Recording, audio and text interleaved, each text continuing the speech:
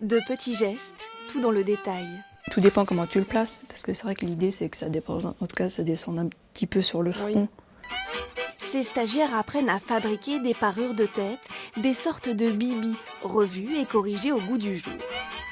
Je suis en train de fixer un serre-tête à la base de ma parure. Je vais cacher le point qui sera apparent par un ruban qu'on appelle le gros grain. Cacher un point disgracieux, positionner un morceau de tulle ou créer du volume. Il y a encore quelques jours, tout leur était inconnu. Certaines sont là pour le plaisir, d'autres pour se reconvertir.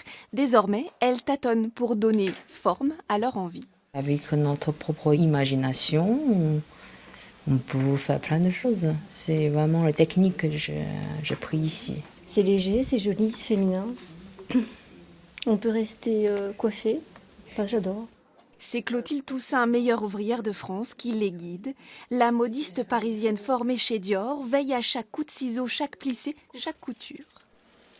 Elle couse à laiton, il faut qu'il soit bien placé, bien lisse, bien net, pour pas que la forme elle prenne qu'elle soit cabossée. Il faudrait que tu piques à la machine un petit biais de la largeur de ton serre-tête, à peu près là.